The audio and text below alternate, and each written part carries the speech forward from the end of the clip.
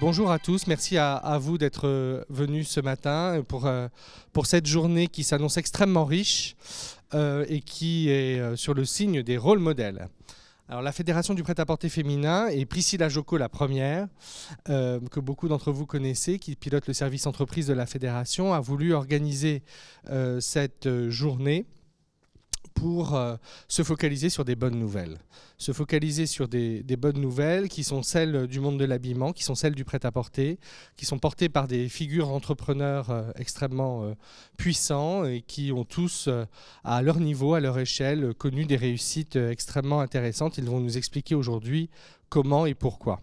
Cette journée a été aussi conçue pour nous rapprocher un peu plus du monde de la finance, qui est notre ami à la Fédération du prêt-à-porter féminin, qui est l'ami de la mode, évidemment, et qui souvent méconnaît notre secteur, méconnaît un certain nombre de ses acteurs. Et nous voulions aujourd'hui les remercier d'être ici aussi aujourd'hui, de participer au débat de cette journée, pour venir un peu plus à la rencontre des figures majeures de notre profession. Et hier, pour tout vous dire, ça fait écho à quelque chose qui s'est passé, que je vais vous raconter. Hier, c'était mon anniversaire. Merci. Et hier, une de mes gentilles banquières, dont je vais taire le nom, m'a appelé. Et elle me dit, Monsieur Lelouette, c'est formidable, l'activité reprend, etc.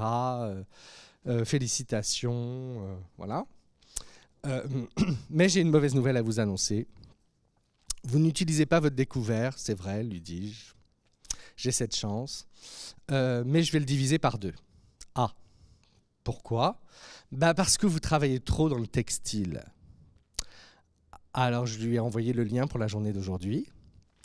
Elle n'est pas là, parce qu'elle était, paraît-il, débordée. Et cette femme, donc, que je n'ai jamais vue, puisque je connaissais son prédécesseur, etc., mais avait des a priori, comme beaucoup de gens dans notre métier, sur ce monde de l'habillement, sur ce monde du textile. Elle ne savait pas que j'étais président de la Fédération du prêt-à-porter parce qu'elle n'était pas connectée avec moi sur LinkedIn et que j'ai toujours mis beaucoup de frontières entre mon activité fédérale et l'activité de Nelly Rodi. Et si Marie Dupin est là aujourd'hui, directrice business de Nelly Rodi, c'est parce que Priscilla Jocko a extrêmement insisté pour que Marie fasse une présentation ce matin. Je n'y étais pas extrêmement favorable, mais je me suis laissé séduire par Priscilla encore une fois. Toujours est-il que je pense que cette journée est nécessaire, qu'elle sera utile. J'espère qu'elle sera extrêmement utile, parce que l'histoire que je vous ai racontée de ce cadeau d'anniversaire un peu raté est hélas quelque chose qui est parfaitement à l'image de ce que beaucoup d'entrepreneurs de notre profession connaissent aujourd'hui et vivent aujourd'hui. Et malgré tout, il se développe parfois beaucoup plus vite que certains d'autres. C'est vrai que notre secteur a été marqué de manière très générale et pas sur le cœur de notre activité, nous, de marque indépendante, mais par des mauvaises nouvelles, notamment du côté des chaînes spécialisées. Beaucoup ont déposé le bilan et ont laissé des ardoises, donc je comprends parfaitement que nos copains banquiers soient parfois frileux, mais les entreprises que vous allez rencontrer aujourd'hui ont un modèle d'activité qui est complètement différent de celui qui ont heurté le secteur pendant toutes ces années.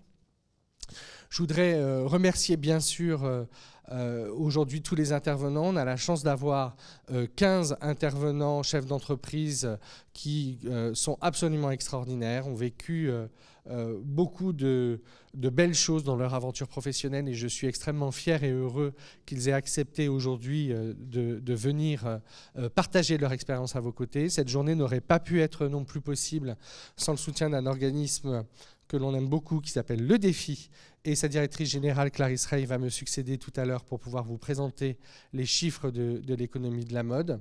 Le Défi vit d'une taxe affectée qui est payée solidairement par tous les acteurs de la mode française. Et cette taxe finance un grand nombre d'actions collectives, dont cette journée, elle bénéficie à beaucoup de petites entreprises que nous représentons. Et c'est pour nous une vraie fierté que ce défi existe et continue de soutenir des actions qui nous sont extrêmement chères. Je voudrais bien sûr remercier l'équipe de la fédération emmenée par François Marigros, Priscilla, Mathias et toute l'équipe qui s'est mobilisée aujourd'hui pour organiser cette journée. Je voudrais remercier nos partenaires financiers, je pense à BPI France, je pense à l'IFSIC, qui ont aussi beaucoup œuvré pour que cette journée soit un succès.